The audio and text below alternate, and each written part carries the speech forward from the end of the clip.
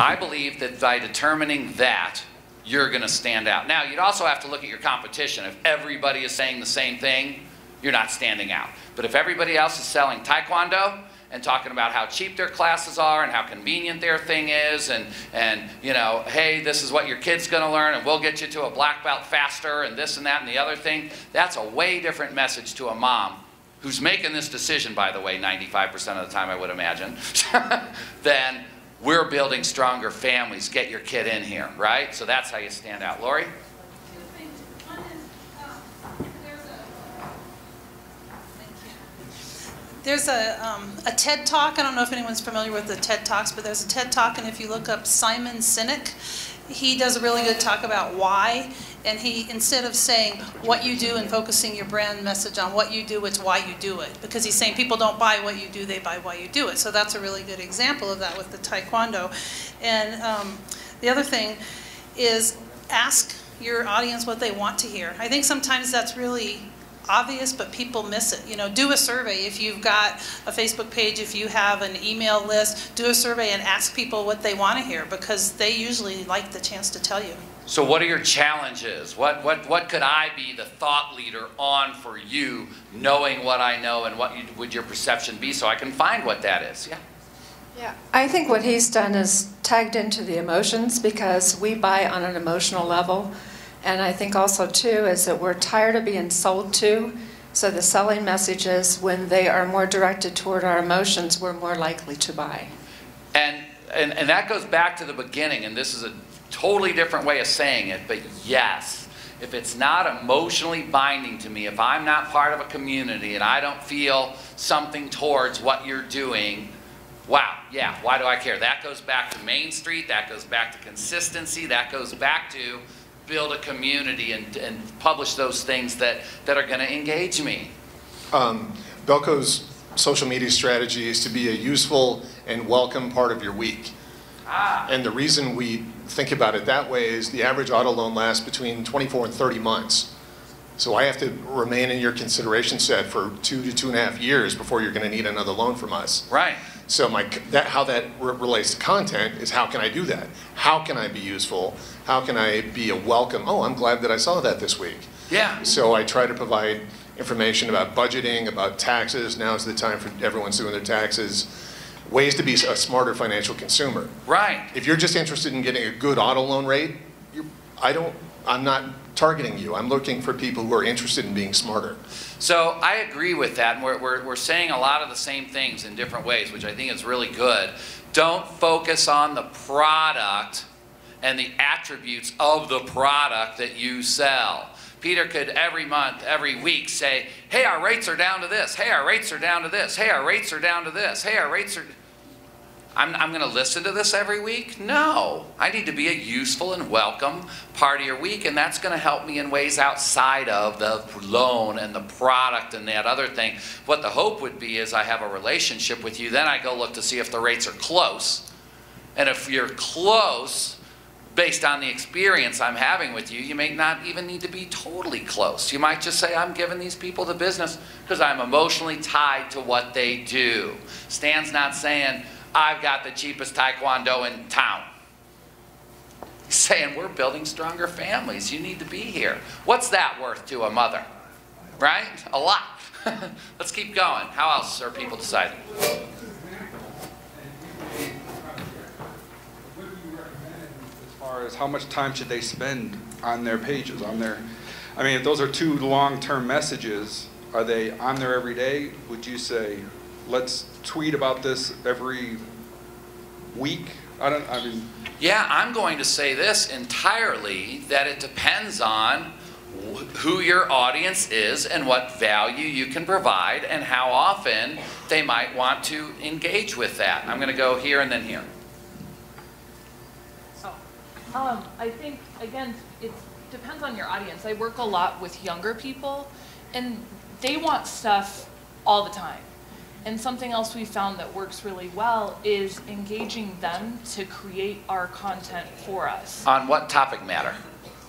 Reproductive health issues. I work with clinics. Okay, very good. So that's on their mind all day if they're thinking about doing this, right? You know, I mean, if I'm a woman and I want to have a child and I, you know, right? Am I on board with this? Yeah. So it's on my mind all day, all the time, and I'm thinking about it. Yeah?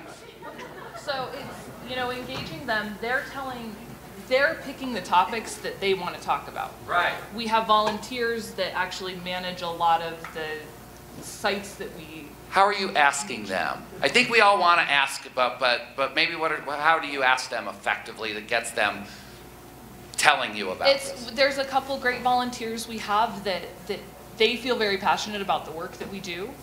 And they're the ones, they'll post questions. They're the ones that draw people in because one, they're using the services and they feel very strongly about why they use the services. Ah, good. And they put it out there, and because of their passion, because of their interest, and the fact that they are the ones identifying with the people we're trying to reach. Yeah. They get them, they bring them in. So in Stan's case, or in Peter's case, he could have some moms that he elicits and knocks some money off. Not that the money's important, but you know, says, "Hey, I'd like you to do this," and then they're out there participating. So it's kind of building the community. In Peter's case, some people that they've got loans with that seem like really good people, and get them to start kind of doing things. This is how you're doing this. Yeah, excellent. Thank you. To address the question about how often, we kind of did it in our mission statement. We want to do it once, twice, maybe 3 times a week, because we're thinking 2.5 years out.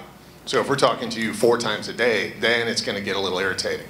Yeah. But if your sales cycle is maybe in a restaurant, you know, once the meal's done, it's time to try and get them back in. Right. Maybe it would be more often. I don't know. That just off the top of my head. Yeah, and I think that is important. You know, how often can I engage and provide value, and do you want to hear about what I have to offer? And I think these are great examples of, you know, how often can I do this? You know, and finding out what that experience is. And I think the key is thinking about the experience and the emotion and what you're really trying to say out there, as opposed to selling a product or a service. You would imagine when people have a need for that product or service, that then they're going to go to our website and find out what our product is. Is that? Yeah. I also want to point out, if I may, that when you put stuff out there, you're speaking to a largely closed audience. These are people who have opted into your message.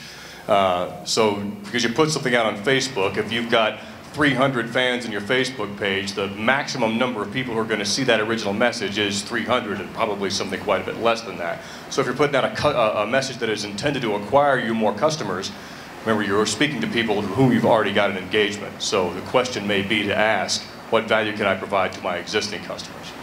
And that's where you'll define your personas. Are you doing it for existing? Are you doing it for new? Are you doing it to achieve this or that or the other thing, more referrals? I'm going to say that it can achieve things on several different levels. You won't need to pick exactly one, but you ought to define the priorities so you know who you're trying to engage a little bit. So I'm going to keep going because we have about 3 more minutes left on this. Clearly determine how often and through what mediums you're going to participate. Some of this is going to be based on your resources, you know. Gosh, I want to make sure, but I want to go back to the consistency. If I'm going to decide that I'm going to tweet 3 times a week and I'm going to put out something relevant and I'm doing it to this audience to achieve this goal, and I'm going to do this on-brand messaging and I'm going to get these things done, how often can I do that well? And do it well. We've asked this group before, how many times do you want to hear from somebody?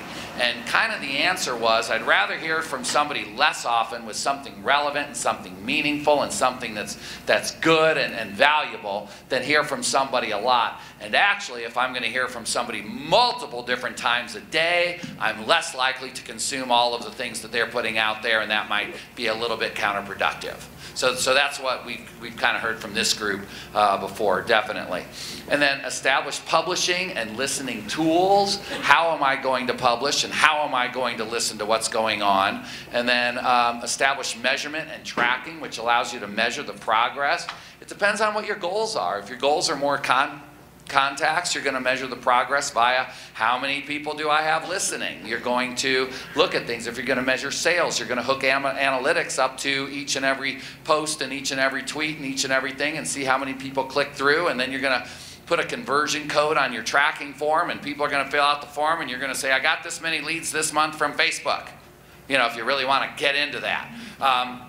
So it depends what your goals are, but figure out how you're going to track it and what you're going to look at. and then make sure you do. So many times people start doing marketing and they're doing it and it feels good and they're out there and they look at the analytics once a month, please. That would be a bottom line thing for me. Why spend time in today's world? We're all so busy if you're not going to look and see if it's generating something for you. So look at that would be really important. And then number 10, on a regular basis, number 9 is schedule. Schedule when you're going to do it. Put it on your calendar. This is just as important as a meeting. This is just as important as getting a proposal out. I do this with consistency. Make sure it happens. Otherwise, your brand is I'm a flake. So do it with consistency and make sure that it's getting out there when people expect it. When do you get your newspaper? You get your newspaper on Sunday morning at 6 a.m. and that's when you go out there and you get it and you go read it. How many people get a newspaper in here? Still a few people. So that's when it happens. If you were going to read your newspaper and the newspaper company said, I'm not sure what day it's going to come out and I'm not sure what time it's going to be there, how many people would get a newspaper? Right? Done. It's got to happen with consistency if I'm going to consume it with some regularity and be a part of your community. I would say that's probably a good idea. And then lastly, measure the results and make plan adjustments. As you're seeing things, maybe you increase the length of what you're doing, or you decrease it, or you make it more brief, or you add a little bit more humor, or a little bit less humor, and you kind of meet your community and see what's going on and how you can do it best. Guys, thank you so much for the conversation today. Okay, thanks.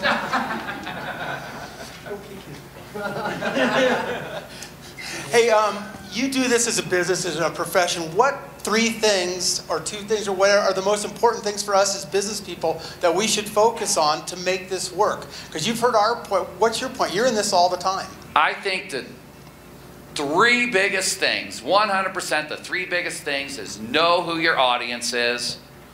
Make sure you're providing value on a consistent level, something that's going to make their lives better, more enjoyable, more productive, saving more money, whatever it's going to be on brand. And then the last thing is track and measure the results. Top 3 things for sure.